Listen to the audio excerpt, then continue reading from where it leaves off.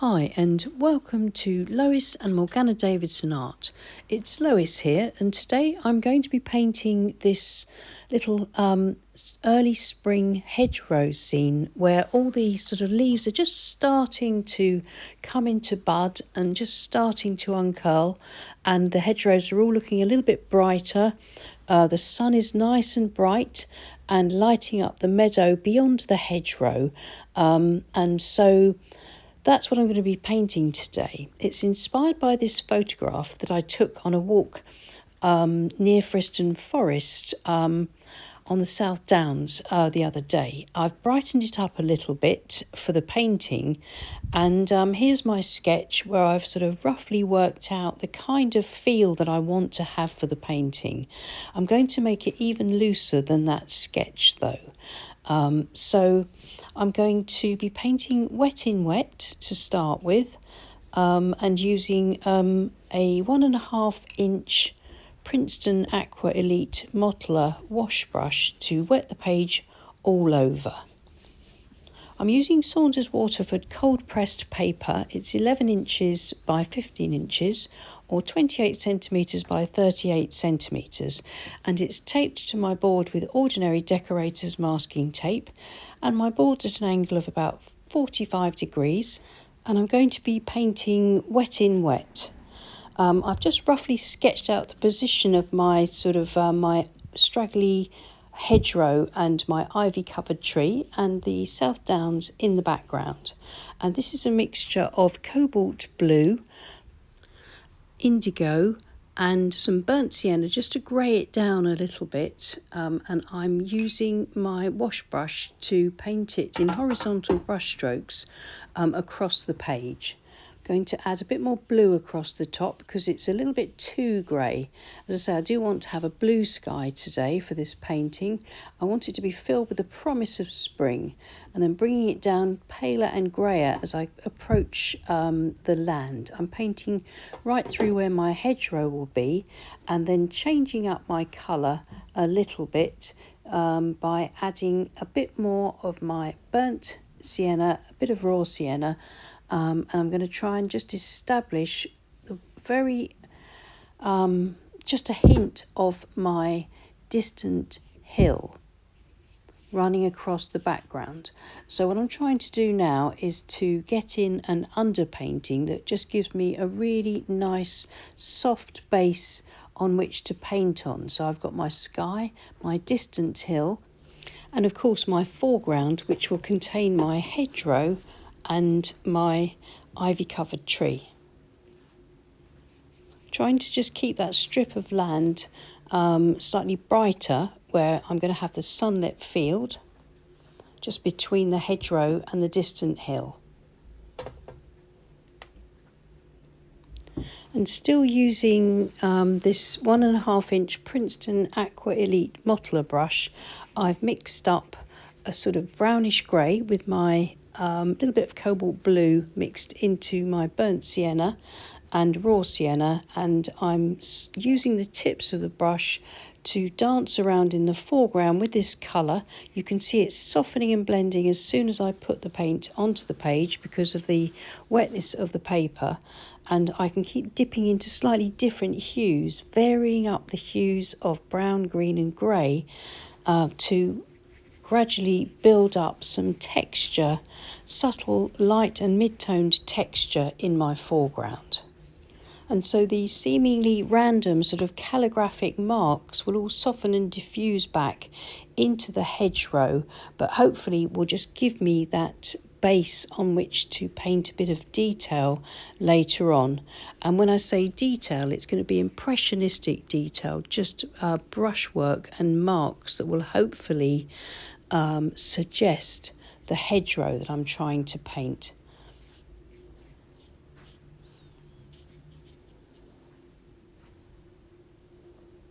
I hope you can see how loose I'm being, but still within the planned structure of the painting. And in the traditional way with watercolour, I'm working from light to dark. So in this wash, it's just going to be my light tones and my mid-tones, but I'm getting slightly darker as the page or the paper just begins to dry out a little bit more. I'm making sure that my paint mix is slightly drier as well by dabbing my brush onto a paper towel to remove the excess moisture, because if I introduced wet paint onto the page that's wetter than the page itself, then I'll get some really nasty blooms and cauliflowers, and I don't want that. So each time I dip into some paint or clean my brush, I'm dabbing it on the paper towel. Now in goes my lovely bright lemon yellow, and that should just fade back a little bit, but it gives me that beautiful glowing sunlit field beyond the hedgerow. Still softening and diffusing back, no hard detail yet, but I can make these lines slightly darker and slightly crisper, as I say, by using a slightly drier, darker mix of paint and my size 14 Escoda Perla synthetic round brush, which has got a lovely point, so I can now continue to make these really nice calligraphic marks with a slightly stronger, richer paint, changing up the hue from brown to grey and green, just to continue to work on my hedgerow and ivy covered tree, and to begin to, as I hope you can see, to get those shapes beginning to appear within the softness of this underpainting.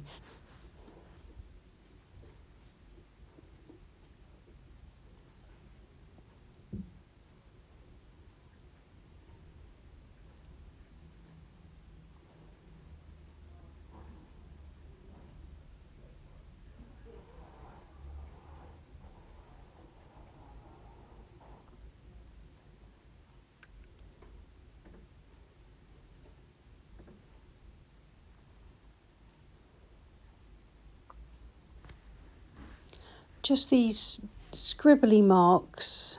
Again, in nature, nothing seems too regimented, so I'm looking for these fairly random looking shapes, and as they soften and dry back, then I will then be able to come in and paint with wet paint onto the dry painting to hopefully bring out a little bit more detail and some darks, and to get that lovely impression of my hedgerow.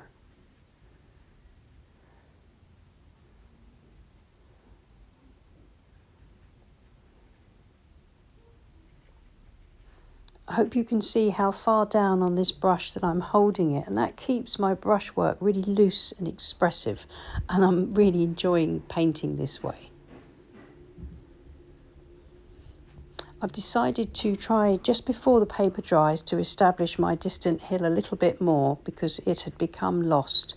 So I've just dipped into a bit of this greenish bluish paint so that I can push it back into the distance, and I'm pulling across my hill and then pulling my hedgerow back over in front of the distant hill quickly before it dries, so that it just softens back and I lose some edges there. So I've nearly finished this underpainting. All that's left to do before it dries is to use something sharp. I'm using the corner of a chopped up flexible plastic store card. You could use a palette knife, your fingernail, or the end of a paintbrush to etch through the paint, and this pushes the paint aside and scrapes it away, but in a very controlled, fine way, giving me overlapping branches, sticks and twigs, weeds, grasses, and revealing the white paper underneath, and so that I can add more texture to my painting. And when the painting is completely dry, I can paint around some of these marks, and that will help to give me some shape, some form, some texture, and to help me to establish my darks. So I'm now going to leave it to dry completely. So here is the painting. It's dried back really nicely. You can see that everything's soft, except for the little marks that I scraped or etched out with the sharp corner of my card. Now I'm going to work to try and get some tonal value in, some dark tones into the painting, so that I can really bring some sort of shape and form to everything, but while still hopefully keeping things really loose and really impressionistic. So I'm painting between some of my lighter marks on the ivy-covered tree to start with, as that's my focal point.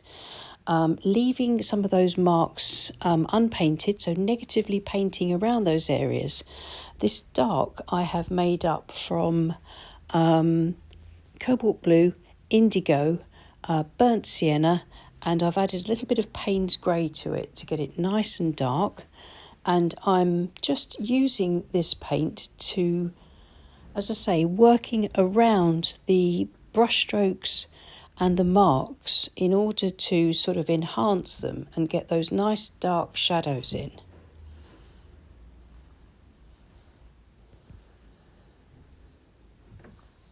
So I can dot and dash as well, so that I get even more of an impression of these little ivy leaves that are growing up around this tree.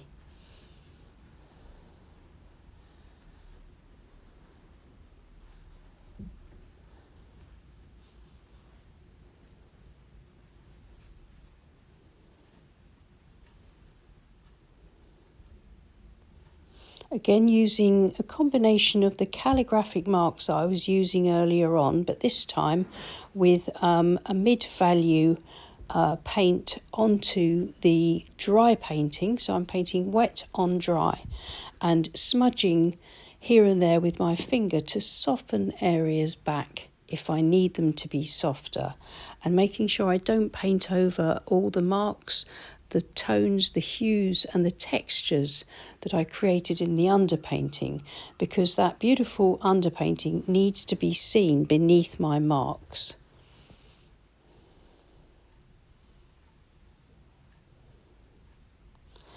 I'm using a Pro Art sword liner. It's a size small and it's going to give me a few really lovely fine branches. You can see now that these hard edges are being incorporated into the soft washes, as well as them being quite dark in tone. It's bringing the painting together. Sorry about my hand being in the way. I shall move that out of the way in a moment and you'll be able to see what I'm doing.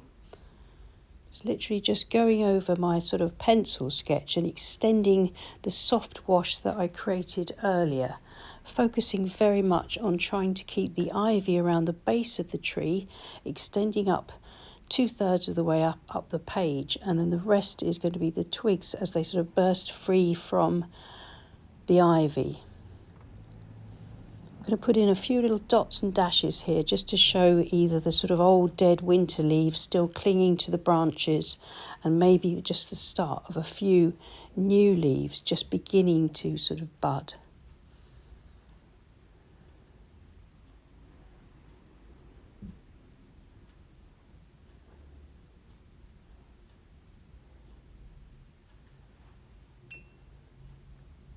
I can begin to work across my hedgerow in a similar way. Just sort of loose calligraphic brushstrokes, mostly in mid-tones. Again, still working wet on dry in order to establish the detail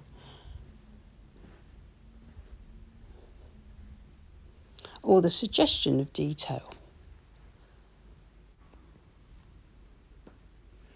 And at this stage, while some of the brushwork looks random, I still have an idea of the directionality of the brushwork in order to see if I can get the suggestion of long grasses, different weeds, different shapes of growth, just spring growth starting to grow up through this hedgerow. And now these fine branches of this little sort of young tree sort of growing up in the middle of the hedge here, and those are just very faintly put in using the sword liner. And where I scraped or etched back to the white of the paper, you can see that that looks like some of the branches, the paler branches, catching the light. So I can extend these branches up a little bit more, and as this detail comes over the meadow, sunlit meadow, and the distant hills, then this more detailed, darker work pushes those areas back so that we're creating depth and distance through just detailing our foreground just with these little brush marks. Trying to keep my brushwork as expressive as possible. Back to my size 14 is Skoda round brush, which has got a lovely point, and now I'm putting on these very fresh spring green leaves onto this young tree. And while some of these marks look quite dark, remember watercolour dries back an awful lot lighter. I'm still working in mid-tones at the moment, mostly. Some of these are layering up to produce darker tones in the ivy-covered tree, and also obviously I've got some nice dark tones for these branches. But I'm trying to sort of build up the layers gradually and slowly to make sure that my mid-tones are right before at the end of the painting I'll then go in with my dark tones. I think you'll be surprised at how light these mixtures go when they dry. And of course, when I say tone, of course, another way of describing what I'm doing is value, is that light, mid and dark values. So these are still at the darker end of my mid values. Some of them are just coming into the darks as I build up and continue with this final stage. So we don't just sort of stick with just lights at the beginning, mid values in the middle, and then darker values at the end. It's kind of, the processes sort of overlap to a certain extent. Once the painting gets to a stage like this, it's very much taken on a life of its own. So it's really a matter of watching the painting as it evolves, stepping back every now and again, and then just seeing how the paint is drying and making any adjustments as you go. You can see here that I'm warming up the right side of the painting where it's less dark in the hedgerow by putting in some nice sort of red calligraphic marks with my burnt sienna. And that's just really nice, and it's just making a nice sort of difference in the way the light is hitting the hedgerow. And now time for some really nice dark value into the base of my ivy covered tree. So following where I've already got darks and enhancing those and negatively painting around my lighter areas, I've mixed some Paynes grey into my mixture of cobalt, indigo and burnt sienna.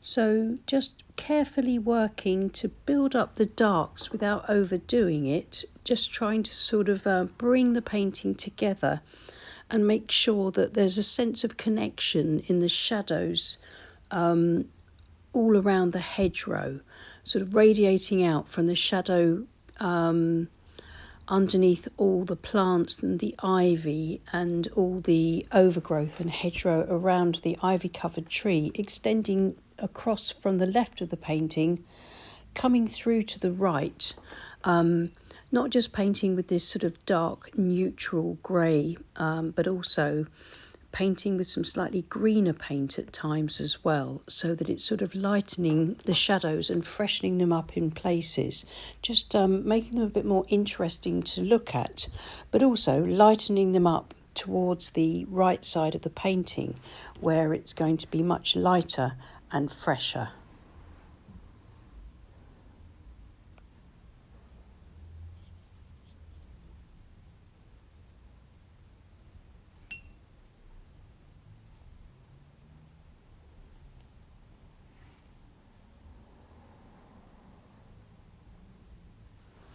finally just linking this side of the painting with a few more of these sort of calligraphic brush strokes, keeping them very fine, and trying not to add too much to this. I think I'm nearly finished, just bringing those lines over across the tape, so when the tape's removed, it's like we're looking at a snapshot of the scene.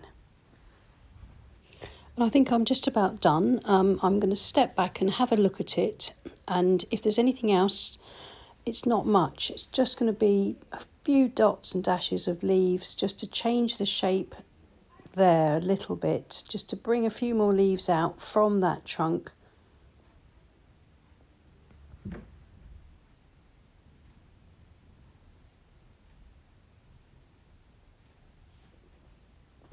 And I'm quite happy with that. I've removed the tape. Here it is on a clean white board. The light in my studio is really bleaching it out, but it looks a lot sort of fresher and brighter than this.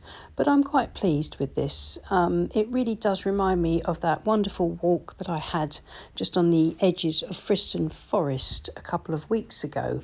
And that's what these kinds of paintings and sketches are all about, really, is trying to capture a memory and a feeling of a day out and a place that you feel very strongly connected to.